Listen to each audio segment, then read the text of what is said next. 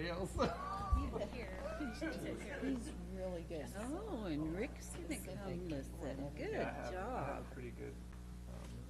Rick, I think he has applied for the budget committee, so he's, Mark. Rick, Mark. S on the end. Marks. No, it's No? not. Mm. Mark. Next. I worked with him.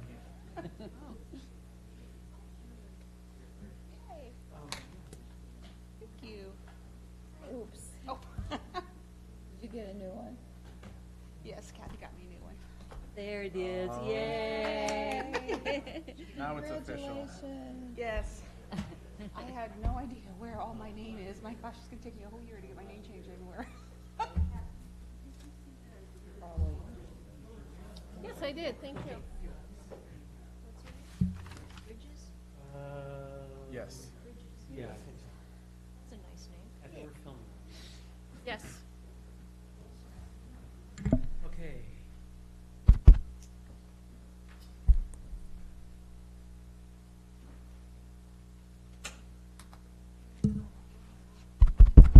They're on. Charlie back Good. I think it's on.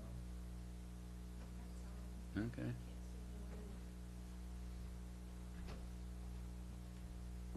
Oh, yeah. David Twigg was back there for a while. There he is. Yeah. He saw me Yep. on the camera. Okay, we're ready. Oh, I saw him. On record?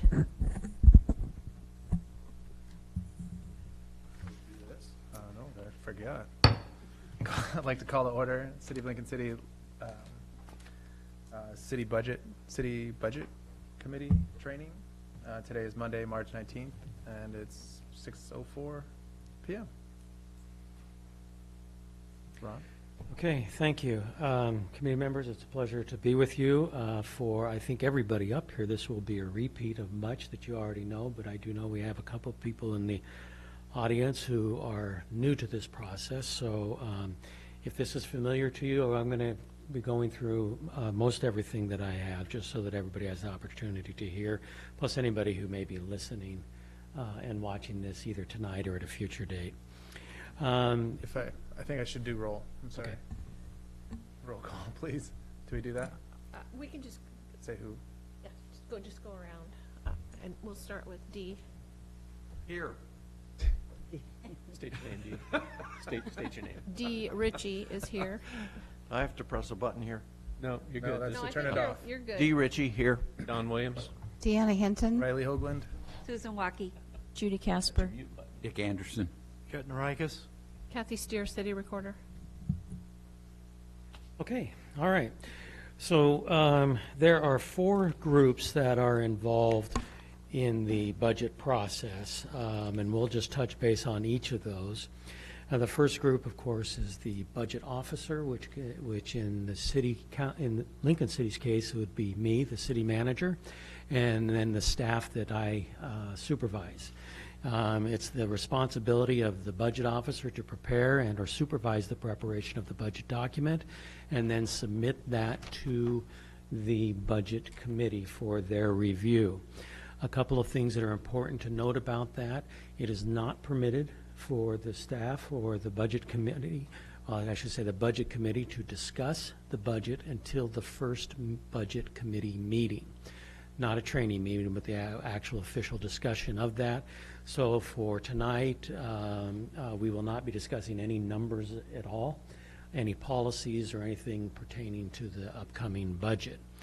The budget has a few things that are required of it. There needs to be a budget message. The message needs to explain the budget, include a brief description of the financial policies, describe the important features of the budget document, explain reasons for changes, explain major changes in financial policy, and then we are to deliver the budget to the committee. Now, one of the things I did want to mention as we look to this year, it is not my intent during our first budget meeting to go into a lot of detail of the budget message. I figured you guys could read that, and the highlights that I would want to bring up are those things that are changes, major changes to the budget, or policies, either policies we're continuing or proposed policy changes, but things that are pertaining to how each of the departments are run and things like that. It's not my intent to discuss those unless you have questions about those. Okay. Input in the budget process comes from multiple sources. It comes from the staff throughout the year, or working with the budget, looking towards the next year's budget. Our reporter asked me when we start the budget. I don't know that we ever actually start or we finish a budget, but we essentially started in July 1st once it's adopted. But we really, in the fall, around November, December, we start talking in detail about capital projects. By January 1st, we are rolling full force into the budget, where the staff is working on their operational budget so that they can submit it to me by the end of January. The estimated revenues are based upon both history and forecast.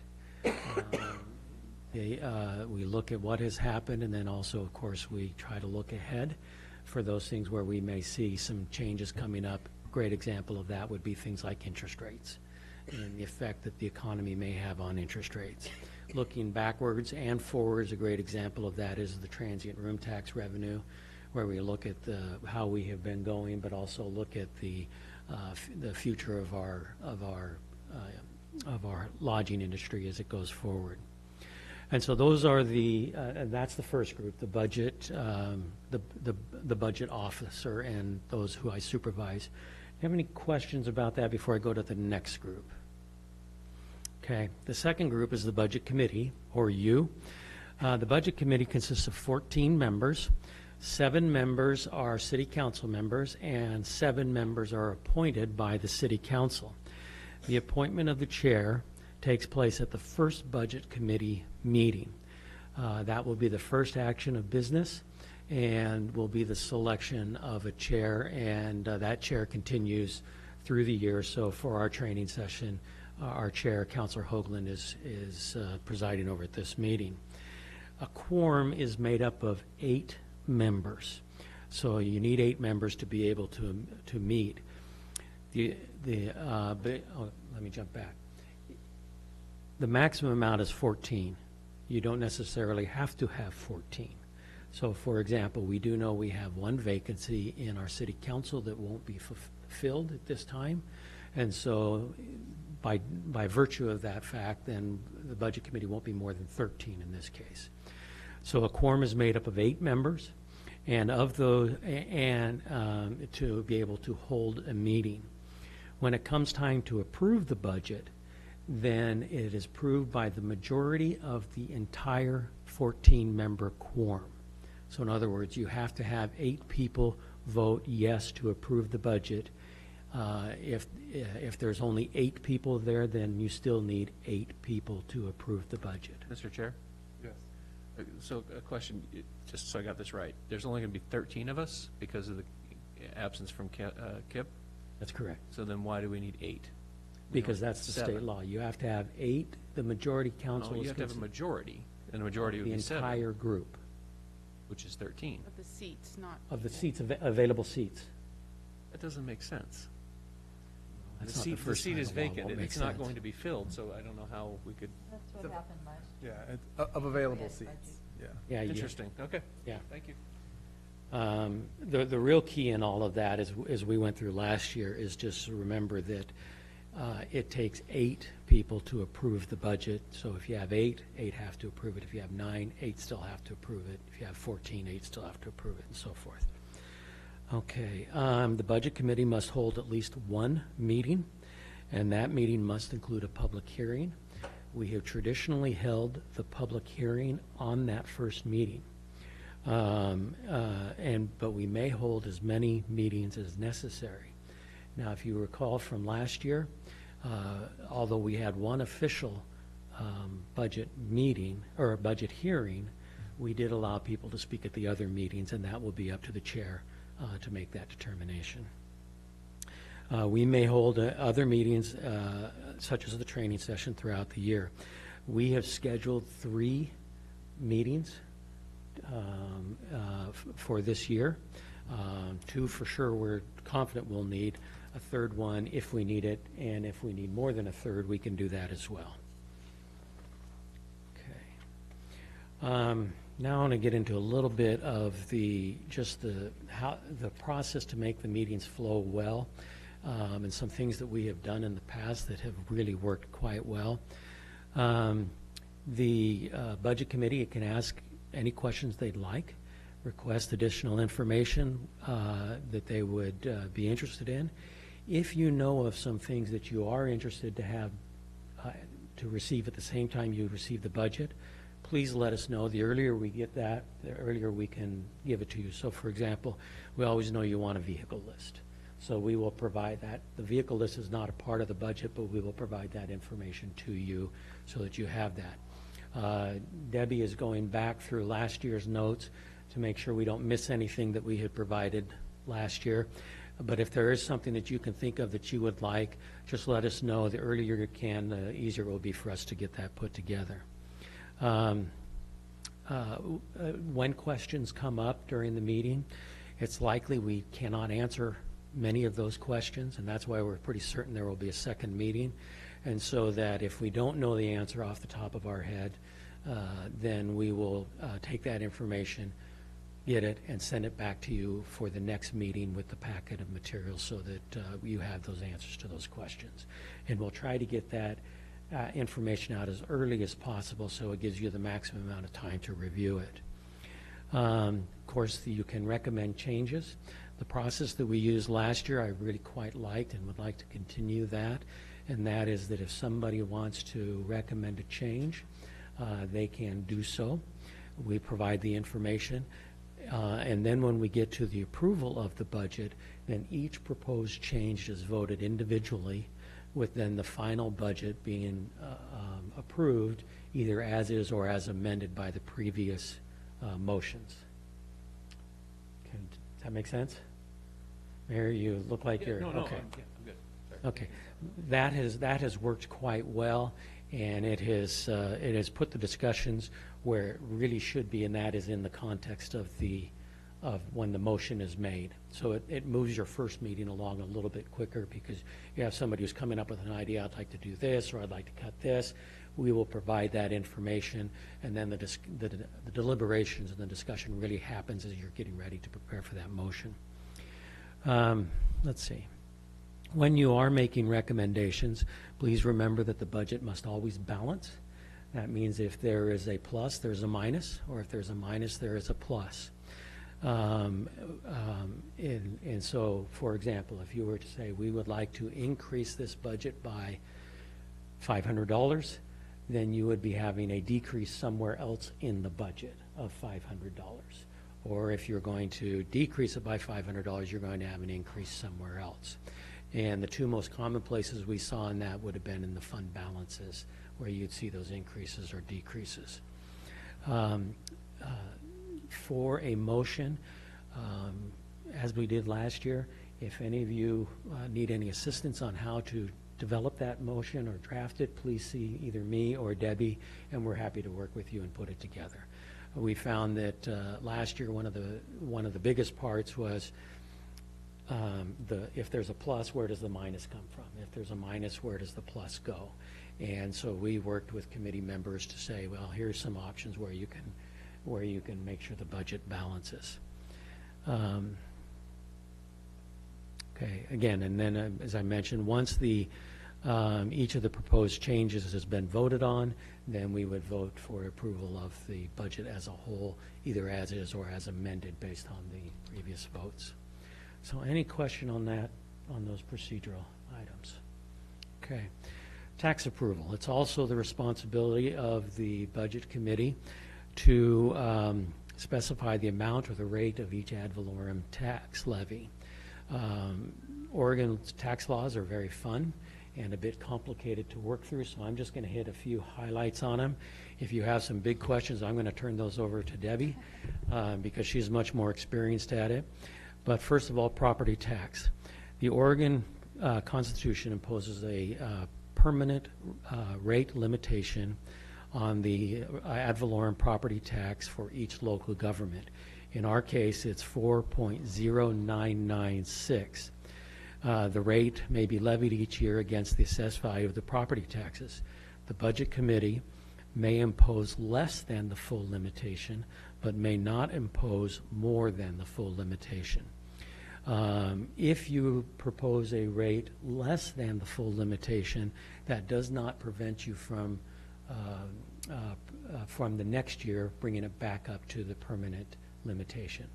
So in other words, you could levy a tax that's less than 4.0996 this year, and then next year levy it for 4.0996. Okay. You can also, or a city can also add local option taxes. These must be approved by the voters, and they have a limited term. For general operations, they are limited to 5 years, and for capital projects, they can be approved for up to 10 years or the useful life of the project, whichever is less. Now, there is a total tax imposed on property that are used for non-school, so our type of government purposes, and they cannot be more than $10 per 1,000 of the real market value. If your tax levies are going to be higher than that, you are required to reduce those. First, reducing the local option tax, and then second, the property tax. Okay? If you have more than one local option tax, then they would have to be reduced proportionately. Okay? I might add, we currently do not have any local option taxes. Right. And if we wanted to do one, it would be a vote process. And then the third kind is the general obligation bond tax. This bond tax is for capital projects, including things like buildings, sewer lines, and infrastructure.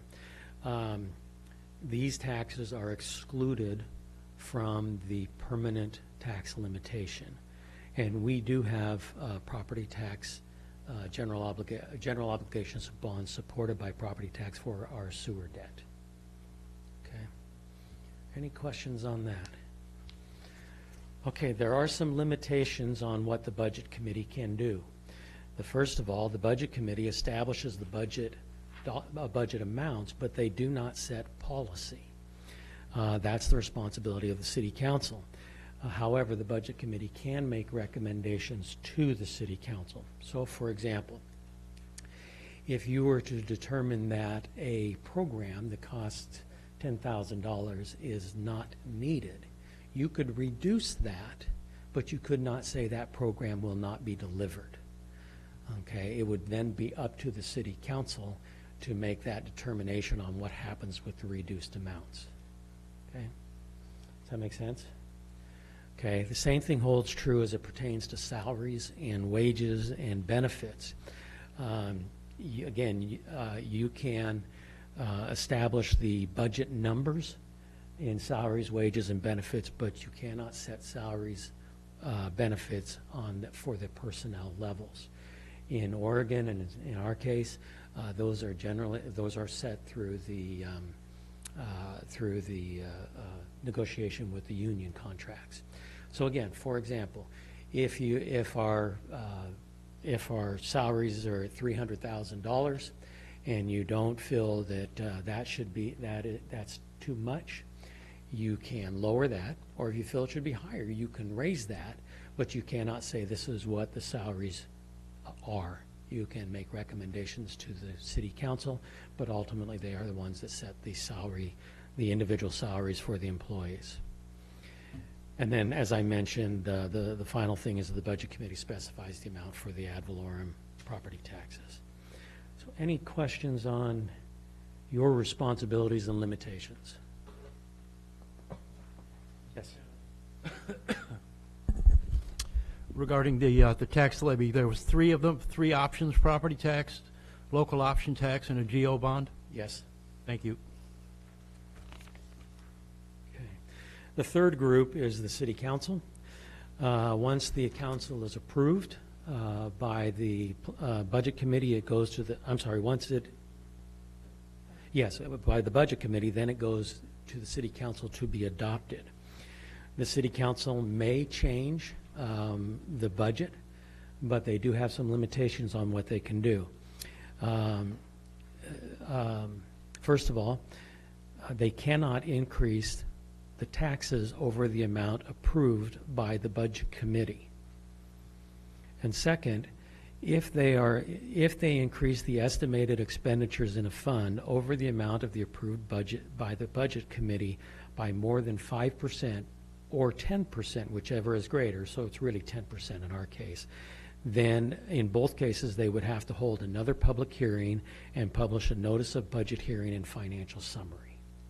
Okay. I would like to point out that all of the changes I've seen in the last 3 budgets that the council have made, they have all been within that 10% and not the $5,000. So those are the limitations of the city council in approving the budget. They do have to have it approved by June 30th. Okay.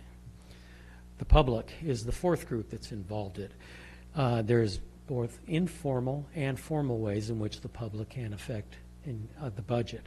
Informally and throughout the year, there's input that comes in quite regularly through the public. That may be through organized groups that come in and talk to the staff, or they come in and talk to the city council.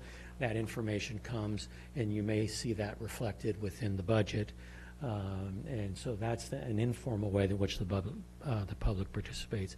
There's also the very formal way in which there is a budget hearing by the Budget Committee. And I would encourage any of our residents to take a look at our budget and to please join us in those comments. And as I mentioned, that public hearing is on the first Budget Committee meeting. Okay, and it's up to the chair if he wants to take public comments on any of the other meetings. Oh, thank you. I'm sorry about that. Yes, the city council that also holds a budget hearing. Thank you. Okay, just want to touch base quickly on how the budget is structured.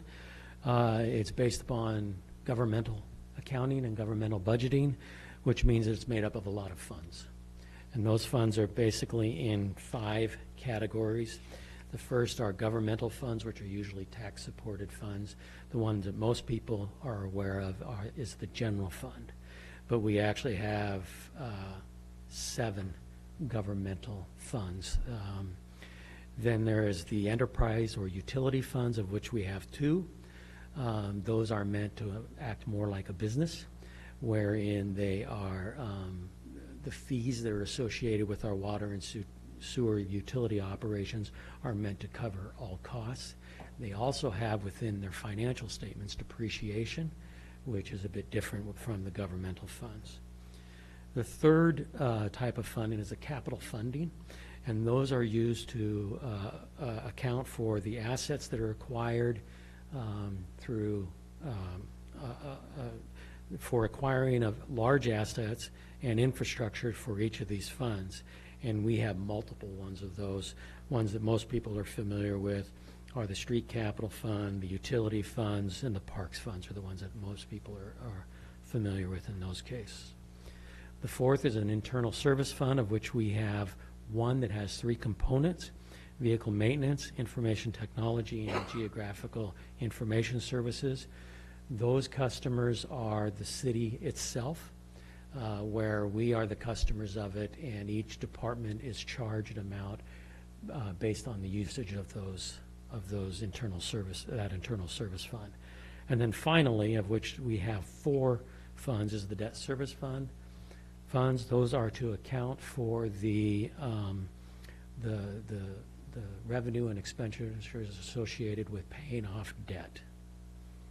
Okay, and we have one that's very active right now in our sewer bond fund. Okay, any questions on the fund budgeting? Okay, let me just touch a little bit based on the calendar. And we're just about ready to wrap up unless you have more questions. So again, today is our budget training session. All of the budgets from our staff have been submitted to me at this point, and I am reviewing those with Debbie. And I'd like to introduce you to someone, Mr. Scott Morgan. He has taken over the bulk of the work on the budget this year in assembling and putting everything together, and I have to give him an awful lot of kudos because not only has he been able to do that, but we also are doing it with a slightly different twist on our program, and so he's had to learn that and teach us all on it as well. Slightly different twist, meaning a brand-new system. Yeah. And he's done an absolutely marvelous job with that.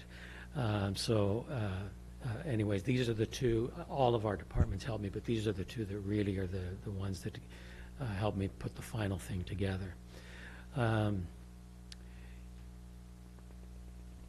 We will send to the News Guard, or to all of the media, the notice of your next budget meeting on April 6th, and we will deliver to you your budgets on April 9th.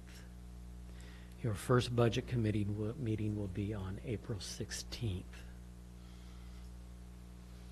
Your second meeting is scheduled for April 30th, and your third meeting, which actually seems like a long ways away, is scheduled for May 21st, if that's needed. Chair. Yes. And Ron, you'll give us a list of those dates tonight? Yeah. Can't type fast enough. Yep, we'll run you copies of this and give them to you before you leave. And then, of course, the city council will be dealing with their first budget meeting to review your approved budget on June 11th. Mr. Chair. Yes. So on April 9th, is that when we can pick up the written version or the printed Yes. version? Yeah, either you can pick it up or we will deliver it to you. One way or the other, you will get it on April 9th. Okay, thanks. I believe that's a city council night, so generally we bring it to the city council meeting. Okay, that's easy. Not an agenda item, just to hear you. No, It's just just to to hand it deliver to it since you're here. So, Mr. Chair, that is kind of briefly the discussion that I wanted to have on that. If there are any questions, we're happy to answer them, but with one caveat, we can't talk about the budget. So, yeah, Mr. Chair, absolutely. I guess, I'm assuming we can talk about process. We can. As I recall from last meeting, last budget meeting, the first night was long and laborious. And I think if I recall right, it was because we started off with the message and started picking away at the message that really it did lead us to the numbers and where we got ahead of ourselves. Is there a way, I guess my question is, with the group, of staging that maybe a little better, of either having the numbers in front of us, go to the numbers, and because we went down line by line, so to speak, and as we hit those departments or topics, revert to your message, somehow. I just remember it being real rough. It was real rough that first time, and then what we ended up doing was having both books open, remember, and having the message on one side and going through the message, and then the line items. But if we go through the line items, I think the other thing was that the budget message didn't go in order as alphabetically as the budget line items, and I think that's the other thing that really tripped us up, was we had to go page 7 for accounting, but page 2 was for parks. It was one was before the other. Okay. The only requirement that I have as the budget officer is to present the budget message, but it doesn't say if it has to be before or after. And that's why I say the part that I really want to highlight are just the major policy changes and then jump right into the numbers. I think just visually having parks, this is parks, and then as we're going through the line items as parks, we can have the budget message, clearly, so that we can go through. And then as we go to police, we have a police message and then go line item through that. I think that's more what we want to have, the text with the line items there like that. Yeah, it just doesn't say which order within the meeting. So in other words, I can do it afterwards, I can do it before. But it has to be in the first meeting, yeah.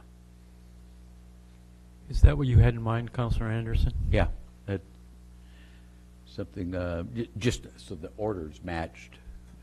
But I like Ron's suggestion of, if there's policy changes, I think I'd like to hear those before we got into the numbers. I don't know what that'd be. There's certain items that affect the whole budget and sometimes significantly, like, insurance rate increases. I mean, that's the same for everybody. So some of those things do make sense to talk about up front. Yeah. Okay. Yeah, just keep us from getting into, Right, and quickly go to the numbers. Right. I mean, Let me ask you a question then. So I'm working off of worksheets that are like this, just loose pieces of paper. And we're just giving you one book. Would you like two books so that you can have the budget message open and the other one open? I think that's more, because that's what we, no? You're saying no? I mean, I took out, yeah, we took out that and just had it separate. Yours was in a binder, not a Yeah. Yeah. Okay. Yeah, I mean, if it, So just one in the binder then, just we make just- sure they follow the same order. right, we don't need two books. Okay. Like everybody's bag, you can hold it in there. Okay, very good. Sure. Could you, when you talked about local option tax, since we don't have one, when did we ever have one? And what are typically local option taxes for? We did try to do once in the time that I've been here, and that was the gas tax, That which would have come. failed. Gotcha, thank you. Okay. The state records manual identifies these types of things, the acquisition of land, buildings, construction improvements, the gas tax, construction of buildings, installation of materials, or machinery, and so forth. And those would be for things that are not going to have the life of like a geo bond. Yeah, okay. Because and the reason for that is that the option tax is meant to be for a specific period of time, and it cannot exceed the life of the item. Okay. And those have to be voter approved. Voter approved, good. Okay. Anybody else have questions? Yes, sir. Mr. Chandler, could you supply us with a copy of the process, nomination process? Okay. Chair, vice chair. I believe those are the only two officers. You need that before I give to you the budget? No.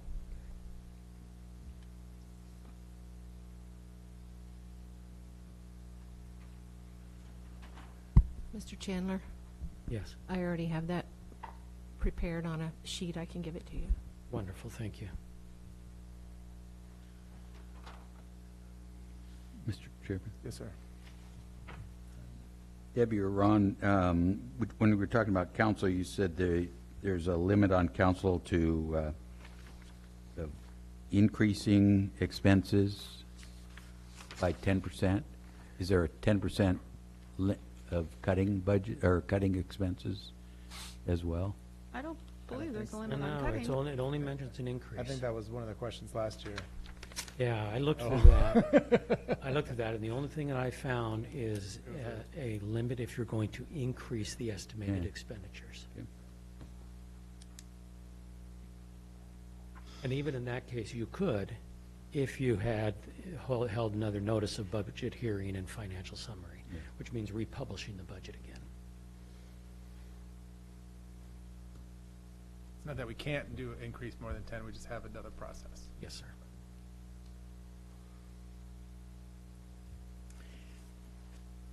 I guess the only other thing that comes up periodically is that whole millage rate issue, to change the millage rate, not approve a millage rate, the 4.099, and that's helpful that if one does, it the following year, you're not penalized, you can come back up. if you want to go lower than it.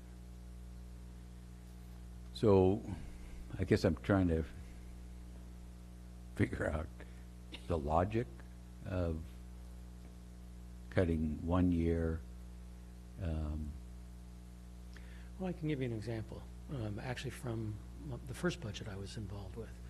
If you recall, there was a question on whether or not we would lower the tax rate for that year or use the extra funding we had for